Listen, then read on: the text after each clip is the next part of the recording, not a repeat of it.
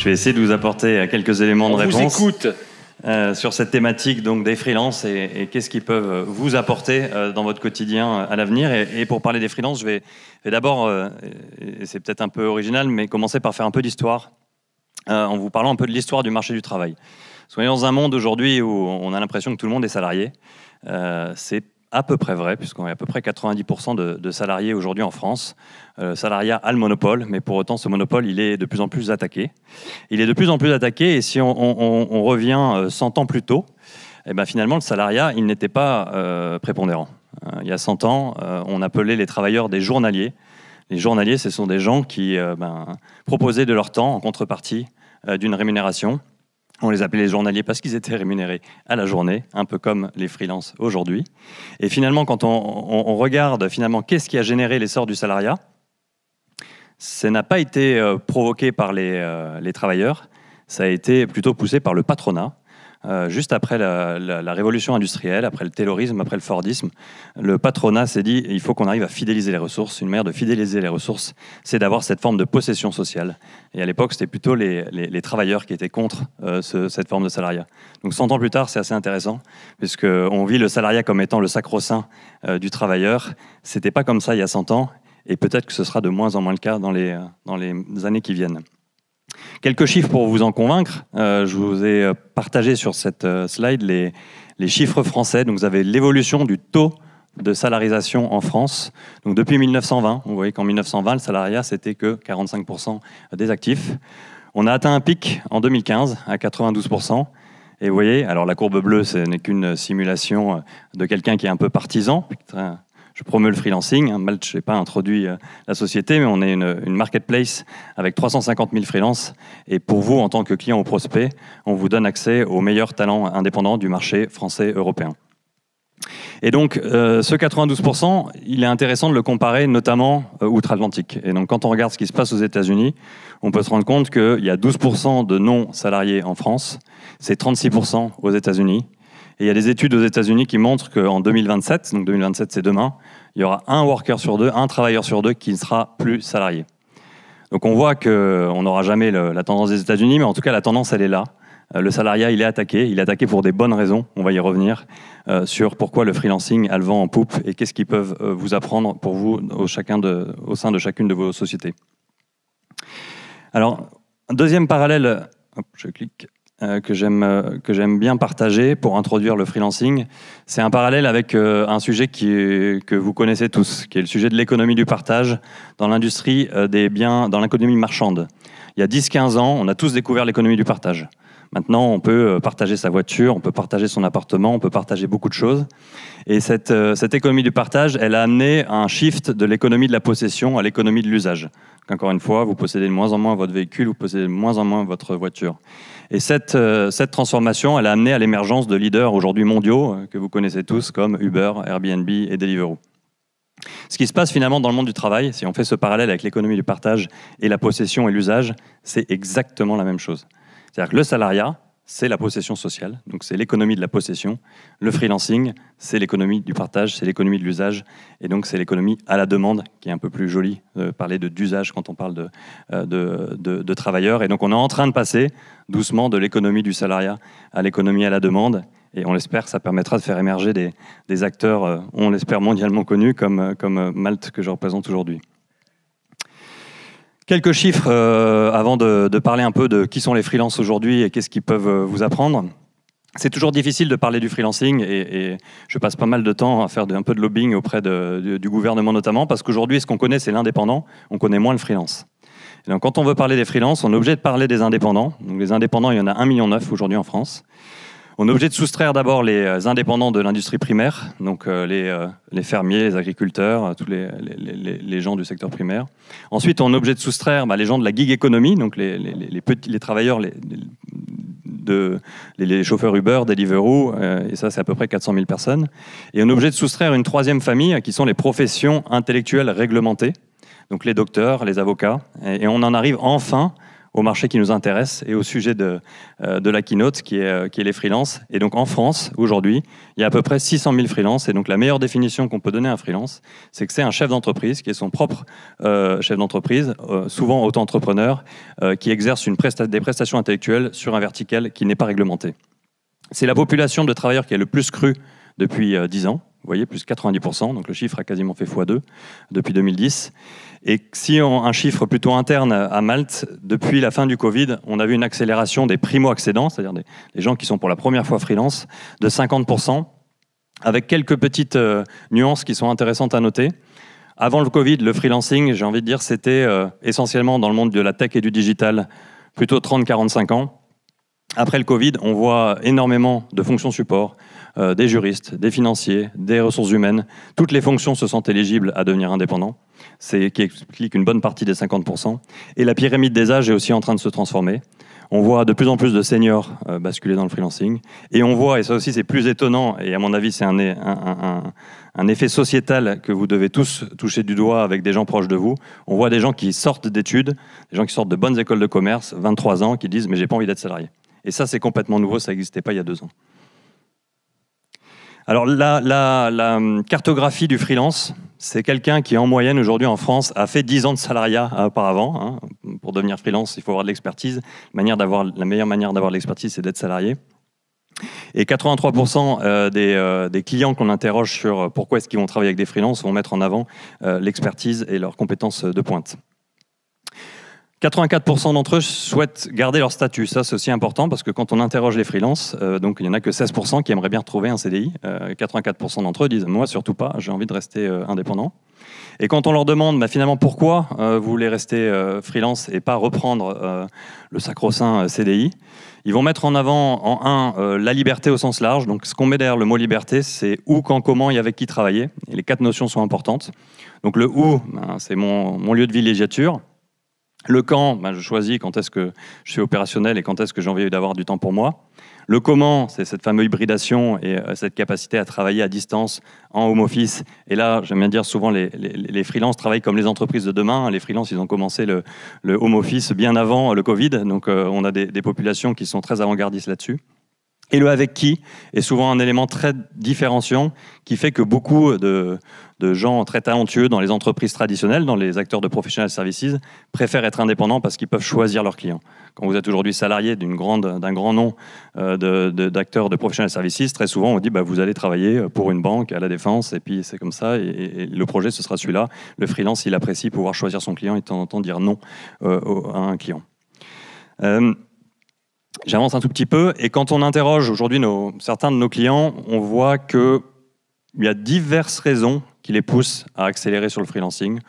On va retrouver sur la base des 3 verbatims que vous avez sur cette slide-là, des sujets d'agilité, des sujets de vitesse et des sujets vraiment de management du freelance au sein de l'organisation. J'avais bien aimé l'interaction que j'avais avec François de Total, qui nous disait, en fait, ça fait 20 ans que j'explique à toutes mes équipes qu'il faut massifier la dépense. Ça fait 20 ans qu'on explique qu'il faut réduire le nombre de providers, qu'il faut travailler avec moins et faire beaucoup plus. Et vous arrivez là avec votre offre qui est super, mais qui est complètement orthogonale avec ce que je fais depuis 20 ans. Donc il me disait à la fois, j'ai pas envie de changer ma stratégie parce que ça reste pertinent de travailler moins mais plus, moins de providers mais plus en profondeur.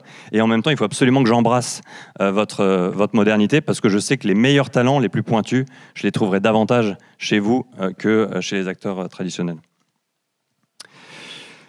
Donc, en quoi c'est une opportunité? Aujourd'hui, nous, quand on travaille avec la plupart de nos clients, on travaille avec 85% du CAC 40, donc on travaille avec des petites, des moyennes et des grandes entreprises. Ici, vous avez un peu le résumé de pourquoi les clients travaillent avec nous. On a un premier axe sur le recrutement des meilleurs. Alors, c'est un peu galvaudé de dire recrutement des meilleurs, mais c'est ce que j'évoquais tout à l'heure. Aujourd'hui, les meilleurs sont de plus en plus dans le bataillon des indépendants plutôt que dans le bataillon des entreprises traditionnelles. Donc, quand on ne travaille pas avec les freelances, on se prive de ces talents. C'est souvent aussi les meilleurs, au sens meilleures expertises pénuriques. On est souvent sollicité pour aller faire ce que personne n'arrive à faire, c'est-à-dire aller chercher, je dis souvent, on nous fait démarrer par l'Everest face Nord, vraiment l'expertise qu'on n'arrive pas à trouver en CDI, qu'on n'arrive pas à trouver chez les acteurs traditionnels. Et comme il y a 350 000 profils, on a de chances de les trouver. Et enfin, c'est aussi le recrutement des meilleurs, in fine, pour vous en tant que client. Si je prends notre propre exemple, chez Malte, on est 500 salariés, on fait travailler 100 freelances tous les ans, on en embauche 15. Le freelance, c'est quelqu'un qui a eu un désamour temporaire de l'entreprise. Ça veut dire que le désamour, il n'est pas définitif. Donc on a régulièrement des histoires dans lesquelles le freelance, il est très heureux de retrouver un CDI. Donc Chez Malte, vous êtes salarié ? Chez Malte, on est 500 salariés. Et pourquoi vous n'êtes pas 500 freelance ? Mais parce que la logique jusqu'au bout. Alors c'est une très bonne question, mais parce que justement, moi je suis le premier à ne pas promouvoir un monde 100% freelance. On aura toujours besoin de salariés pour avoir la connaissance profonde de l'entreprise, pour incarner la culture, pour être là dans la durée. Et pour autant, on est 500 salariés, mais on fait travailler sans freelance. Et donc je pense en fait le bon modèle, c'est pour ça que le salariat qui bascule freelance, c'est un 90-10 qui va peut-être devenir 70-30. Il ne deviendra pas 30-70. Donc, ce qu'il ne faut surtout pas, c'est opposer les deux mondes, parce que finalement, c'est les mêmes personnes. Et je suis assez convaincu que les carrières de nos enfants et nos petits-enfants, elles seront beaucoup plus hybrides que les nôtres. C'est-à-dire qu'on passera du freelancing au salariat de manière complètement naturelle, alors qu'aujourd'hui, on voit un peu, il y a le salariat d'un côté et le freelancing de l'autre. Le deuxième axe, c'est le management de transition. De plus en plus, vous avez dans vos organisations des trous pour des raisons multiples et variées. Un congé maternité, maintenant un congé paternité, un congé sabbatique, un congé maladie, simplement le départ d'un collaborateur. Aujourd'hui, il faut 6 mois pour recruter un cadre en France, il faut 6 jours pour avoir un freelance qui démarre une prestation dans vos locaux. Troisième axe un peu plus récent, c'est la flexibilisation de la force de travail. J'évoquais dans le monde de l'IT que vous représentez, ça fait 20 ans qu'on utilise la flexibilisation avec justement les acteurs avec lesquels vous travaillez tous. Vous externalisez une partie de votre force de travail. Sur les autres fonctions, c'est moins évident. Donc depuis le Covid, on voit apparaître des réflexions de, finalement, dans la fonction finance, dans la fonction RH, dans la fonction juridique, quelle est la part de gens externalisés que je suis prêt à avoir au sein de mon équipe. Et le dernier élément, je l'évoquais, encore une fois, 6 mois, 6 jours, ça parle souvent quand j'ai des discussions avec y compris des comités exécutifs, de leur dire oui, ça fait longtemps que vous avez des difficultés pour recruter, oui, c'est long, il faut 6 mois, 9 mois, vous avez la possibilité d'avoir des gens très bons en 6 jours. Alors oui, ils ne seront pas en CDI, mais ça vaut le coup de creuser cette option. Et alors maintenant, qu'est-ce qu'il faut faire pour réussir à travailler avec les freelances ? Parce que finalement, je pense que j'espère la majeure partie d'entre vous sont convaincus que le freelancing, c'est pas la question de savoir est-ce que je compose avec ou pas, mais c'est plutôt comment. Et donc la question du comment, elle est effectivement pas évidente parce que le freelancing, ce n'est pas quelque chose qu'on peut plaquer à une manière de travailler historique dans l'entreprise. Donc il y a un premier sujet autour de l'adaptation des processus. On n'achète pas le freelancing comme on achète une ESN, comme on achète un cabinet de conseil traditionnel. Donc ça nécessite de repenser la manière d'avoir accès à ces sujets-là. Et nous, pour faire part d'une petite frustration, nous, dans 90% des cas, quand on arrive dans une entreprise grande, on nous dit notre interlocuteur principal, c'est le directeur des achats. Parce qu'on est vu comme de l'achat de prestations intellectuelles. Alors que nous, on dit, alors certes, le directeur des achats est très important, mais on est un sujet de guerre des talents. On est un sujet, donc on veut parler plutôt au métier, aux ressources humaines, au CTO, au DSI. Et quand le métier prend la main, en général, ça se passe beaucoup mieux parce que les achats ont forcément une vision un peu différente de celle que vous pouvez avoir vous quand vous allez avoir besoin d'expertise pointue. Le deuxième élément qui est important, c'est d'engager l'ensemble de l'organisation. Assez souvent, effectivement, je l'évoquais, si les achats sont convaincus mais que le reste de l'organisation ne l'est pas, le freelancing ne va pas décoller. Si les ressources humaines ne sont pas un minimum impliquées, le freelancing aura plus de mal à décoller. Et si le DSI ou le CTO n'est pas le principal sponsor du sujet, parce qu'encore une fois, j'évoquais aujourd'hui que les freelancing, ils touchent toutes les catégories d'une organisation traditionnelle. 50% de notre activité, je prends notre activité aujourd'hui, il est encore dans l'environnement tech et numérique. Donc encore une fois, c'est vraiment dans ce monde-là qui a fait naître le freelancing, même si aujourd'hui, on grandit aussi dans les autres fonctions. Il faut capitaliser sur son réseau de freelance. Là, le sujet qu'il y a derrière, et qui est souvent, et dans 95% des cas mésestimés, c'est que le freelance, c'est le plus interne des externes. Donc il ne faut pas le considérer, encore une fois, comme une ressource traditionnelle, d'un acteur traditionnel. Il faut réfléchir à sa marque employeur freelance, à la manière dont on va onboarder le freelance, la manière dont on va l'offboarder, qu'est-ce qu'on va lui fournir de la même manière qu'on fournit au salarié, qu'est-ce qu'on ne va pas lui fournir versus le salarié. Tout ça, c'est des questions qui sont hyper importantes parce qu'encore une fois, le freelance aujourd'hui, il a le choix. Donc quand vous êtes très très bon, que vous soyez un expert en cybersécurité, un développeur Java, un recruteur, si vous êtes très bon, vous avez le choix. Donc comment vous choisissez ? Vous allez choisir le meilleur employeur freelance, de la même manière que quand vous êtes salarié, vous allez choisir le meilleur employeur en tant que CDI. Donc c'est très important de travailler sa marque employeur freelance. Et nous, dans le cadre de toutes les missions qu'on fait avec nos clients, on demande au freelance de noter aussi son client. Donc on a des benchmarks pour justement avoir les meilleurs employeurs freelance. Et enfin, un sujet, je vais passer vite dessus, mais il faut réfléchir quand même au modèle juridique, parce que c'est quand même des choses qui sont souvent un peu neuves dans les entreprises, et ça nous arrive encore fréquemment d'avoir des directions juridiques qui lèvent la main en disant « Ah, le freelance, c'est dangereux ». Non, c'est pas dangereux, le freelancing, et on sait aujourd'hui bien l'expliquer. Deux petits exemples très, très concrets avant de conclure.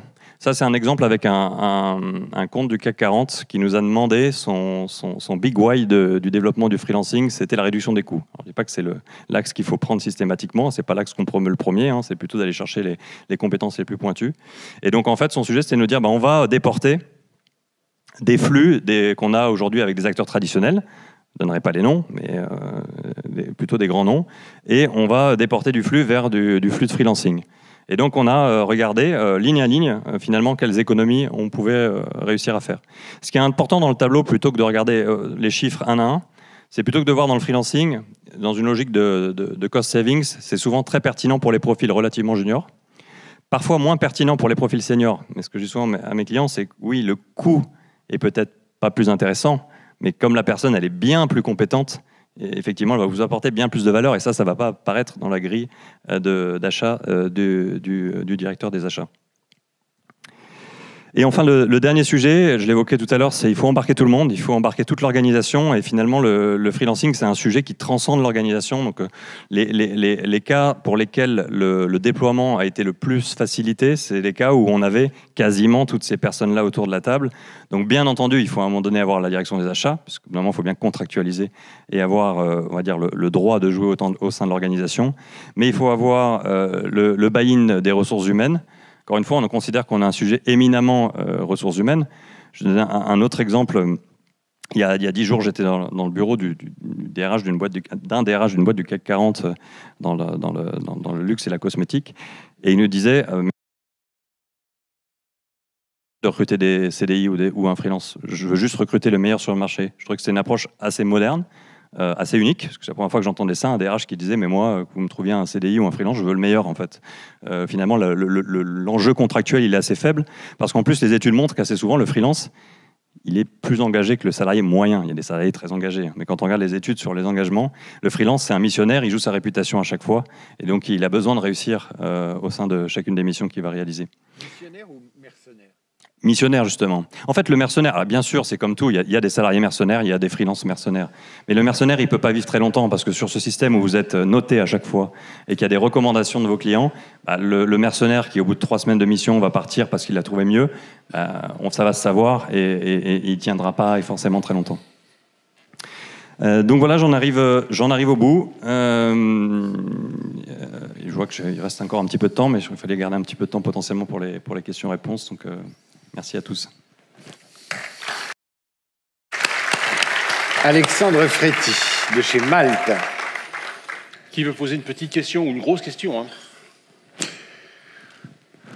Qu'est-ce qui vous fait dire qu'ils sont aux avant-postes ou qu'ils incarnent pour vous l'avenir du travail? Vous pensez que le freelancing va s'imposer de plus en plus par la volonté de flexibilité du patronat, parce que c'est de plus en plus difficile d'attirer les talents, donc il faut des intermédiaires comme vous? Pour quelles raisons? Parce que globalement, dans un monde incertain, les gens ont encore besoin de sécurité, non? Oui, alors c'est vrai, c'est pour ça qu'il y aura toujours un équilibre. Il y en a pour tous les goûts, j'ai envie de dire. Ce qu'on a vu quand même pendant le Covid, c'est qu'il y a de plus en plus de gens, et on l'a vécu au sein de nos entreprises, qui cherchent plus d'autonomie. On a ça dans toutes nos entreprises. Nos salariés veulent plus d'autonomie. Le stade ultime de l'autonomie, c'est l'indépendance. Donc aujourd'hui, il y a des gens qui réclament, je veux habiter à 1000 km du siège, je veux revenir une fois par mois. Bon, je pense que ça faisait partie de quelques thématiques ici. Il y a une limite à ça. Donc au bout d'un moment, la question qui se pose quand on n'est pas ton entreprise, quelle est la valeur d'avoir un salarié que je vois jamais, qui vient jamais, qui a un lien avec l'entreprise de plus en plus distendu, versus me prendre un freelance, que je peux en plus changer si ça ne se passe pas très bien, pendant une durée plus courte. Donc le débat, il est là. Et sociétalement, on voit qu'il y a une demande pour ça. C'est-à-dire que sociétalement, aujourd'hui, il y a de plus en plus de salariés qui ont envie de basculer indépendants. Et comme je l'évoquais tout à l'heure, c'est encore plus intéressant, c'est quand on interroge les jeunes générations, ce sont celles qui sont les plus intéressées par encore une fois, cette autonomie plus, et qui ont souvent le client, j'aime bien dire le freelance, c'est quelqu'un qui ne veut pas un patron, il veut un client. Et vous avez un lien avec ces freelances? Je veux dire, est-ce que finalement, l'engagement ou la recherche d'un lien avec une société, est-ce que c'est vous qui l'assumez ou ça n'est jamais qu'une grande base de données qui rencontre une demande ou est-ce que vous faites des actions spécifiquement en direction de ces gens-là pour les connaître et les animer, comme on dit, comme un DRH animerait ses effectifs? Oui, alors, avec les limites de ce qu'on peut faire, parce qu'encore une fois, ce ne sont pas nos salariés. Ils sont nombreux. Hein, ouais. Ils sont nombreux et ce ne sont pas nos salariés. Il ne faudrait pas qu'ils demandent d'être salariés de Malte. Non, donc en fait, nous, ce qu'on fait, c'est que, en gros, pourquoi ils viennent sur Malte? Ils viennent sur Malte parce qu'ils veulent trouver un client. Donc la promesse qu'on leur offre, c'est d'avoir des possibilités de travailler avec des petites, moyennes et grandes entreprises. Donc ça aussi, c'est très important. La plupart des freelances, ils me disent, je suis très heureux de travailler 6 mois pour une boîte du CAC 40, mais ensuite d'enchaîner avec une mission pour une TPE locale sur laquelle je vais avoir un peu cette notion de sens qui est bien plus importante. Donc ça, c'est extrêmement clé. Et ensuite, nous, on leur fournit tout un niveau de service sur leur day-to-day. Donc on leur fournit par exemple une assurance, AXA, pour toutes les missions qu'ils vont faire, responsabilité civile pour toutes les actions qu'ils vont faire à travers les missions qu'ils vont faire à travers Malte.